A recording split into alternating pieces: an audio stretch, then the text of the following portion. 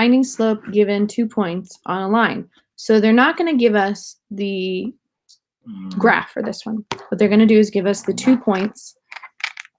Sorry, I need to scooch this over just a little bit here so I run through my board.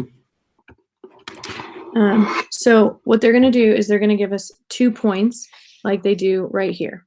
So they're going to tell us that the slope of the line passing through points 3, 4, and 8, -3. So in this case, they do want us to use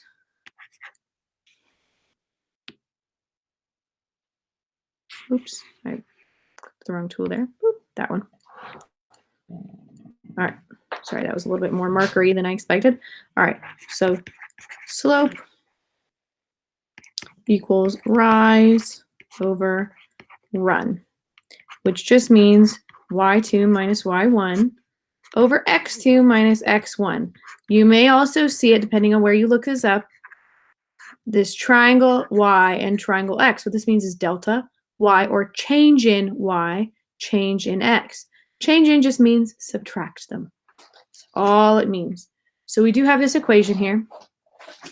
And then if we have these points, 3, 4, and 8, 3, like this, then all we have to do is make sure that we understand it goes x, y, like this.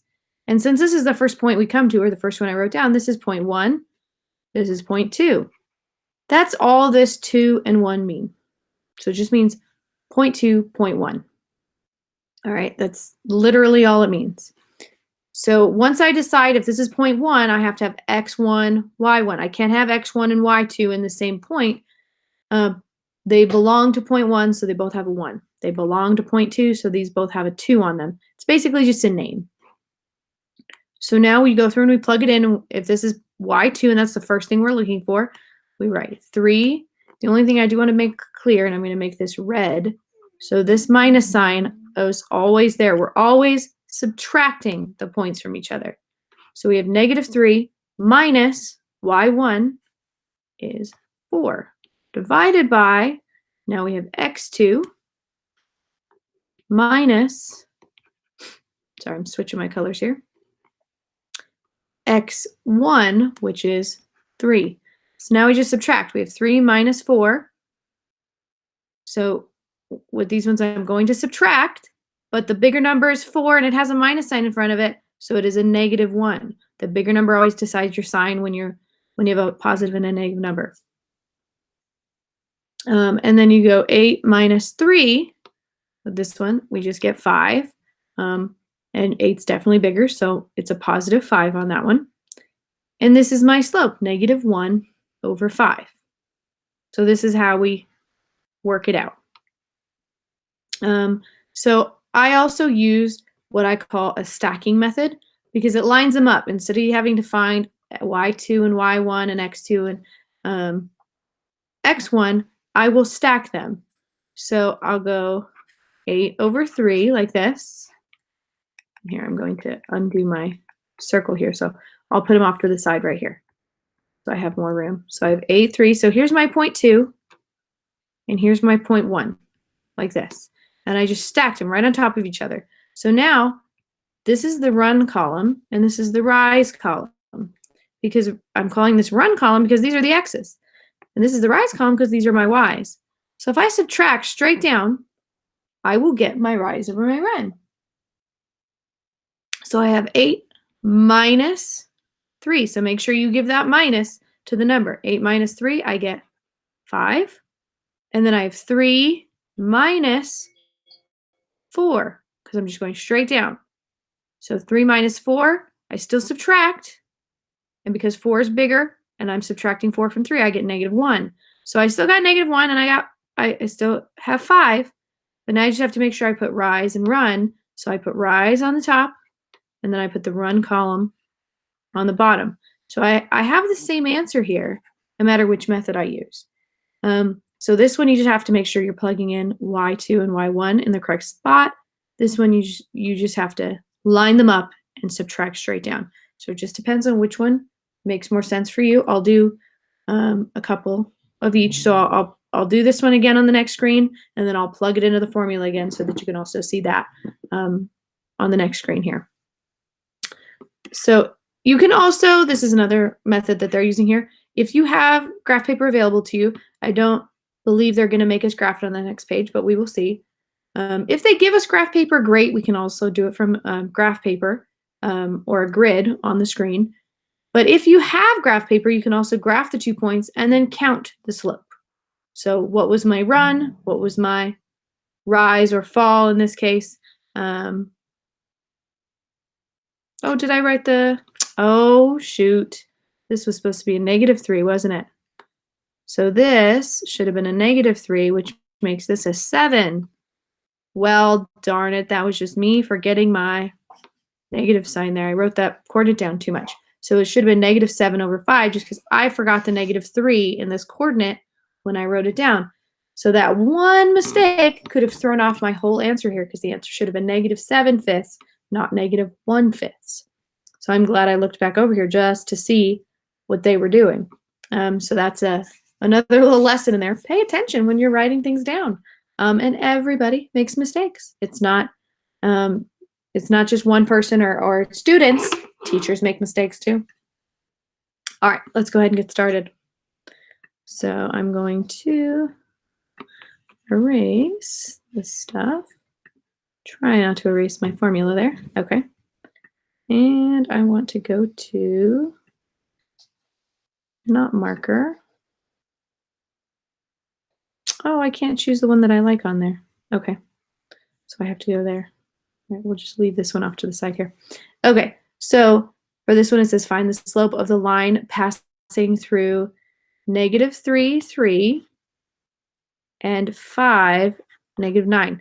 So I just start off by stacking them. I know that I'm going to subtract these. So I'm going to make this red because just like here, these minus signs I made red to make it very clear we're always subtracting. So we're going to always subtract even if we stack them like this. And remember, this is your run because it's your x's. This is your rise. So we call the x's the run because x is always going left and right. Run or rise goes with your y's because rise has to do with going up and down. So that's why this is the run column and this is the rise column. And they're automatically lined up all nice and pretty for me. So I have -3 minus 5. Remember, when I do this, I'm giving this negative to the 5. So it becomes a -5. We don't read it as -3, -5. We read it as -3 minus 5, but it still means the 5 is negative. So -3 minus 5, they're both negative now. So I combine them and keep the negative sign. All right. And then this one, we have 3 minus 9. Again, I'm giving that negative to the 9. So I have 3 minus 9. One's positive, one's negative. So I have to subtract them. And the bigger number decides the sign. 9 is bigger than 3, and because I just gave it a negative, my answer is going to be negative. All right, so now I just have to put it in rise over run. So I have -6 over -8. This is where the two negatives make a positive comes in because this is a division sign. That's what a fraction means. So because I'm dividing these two numbers, two negatives make a positive. Now I just have to reduce them like this.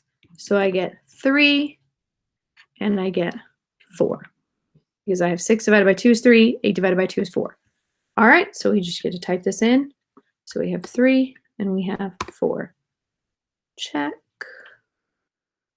Okay, so we're good to go on that one. All right, so I'm going to erase, and then I'll put it in the formula for the next one, just again, so we can see a couple of different methods here. Okay, so my next one, and I'm just gonna,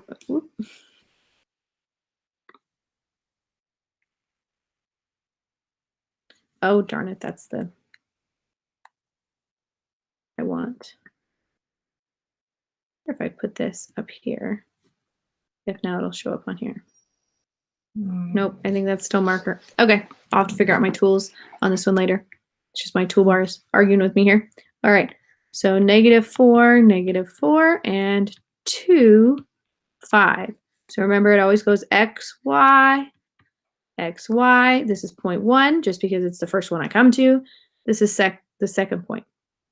So now I'm just going to plug it in. So I'm looking for y2. I come over here to y2 and I have a 5. Minus, I'm going to go ahead and put the minus in down here just so that I don't have to flip my colors again. So now I'm looking for a y1, and that is -4. So the reason I have this in red is so that we can very clearly see when this happens. So we have negative minus -4. Whenever you have a double negative like this, doesn't matter if it's addition, subtraction, multiplication, whatever it is, it's minus, or this only happens in subtraction, sorry. I misspoke there. So if we're subtracting and we're subtracting a negative number, it becomes a plus sign. All right, so now we're going to look at x2. We have 2. And then x1, we have another -4. So we have that situation again. We're subtracting a negative number. It becomes a positive because we have a double negative, minus negative. I can hear the double negative when I say it. All right, so let me switch back to my blue here. So we have 5 plus 4, we get 9. And we have 2 plus 4, we get 6. So now we just have to reduce these. I know they both divide by 3. So I have 9 divided by 3 is 3. 6 divided by 3 is 2. All right, let's go ahead and type it in. I have 3 and I have 2. Check.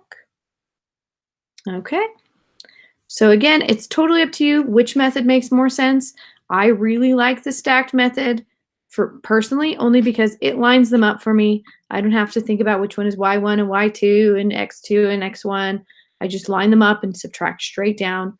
So that's why I tend to use this stacked method, which I'll show you one more time here. 1, -4, like this. So I have run and rise. And I'm labeling them again just so that you don't forget. Once I get my answer here, this is my run. Once I get my answer here, this is my rise. Again, remember, this is a minus. Why didn't it change to red? There we go. Okay, so now I have 2 minus 1. It gives that negative to that 1. So I have 2 minus 1, which means 1. I'm just taking 1 away from the 2. And then I have -4 minus -9 minus -4. So I still hear that double negative. This is the only thing is you don't necessarily see it. But because I'm giving this negative to this other negative number, this becomes a plus sign. And here I'll do this in green like I did on the other one. So this becomes a +4. So it's -9 plus 4 because I'm giving this negative to this negative. Minus negative, just like when I wrote it out before, 2 negatives end up making a positive, okay? So let's switch this color back over. All right, so we have -9 plus 4. And because they're opposites, I subtract. And then the -9 is bigger than the +4, so my answer is -5. So now all I have to do is put it into rise over run. So I have rise over run, which just becomes -5. All right, so let's make sure. Should be good to go here. Yay! All right, we finished another one.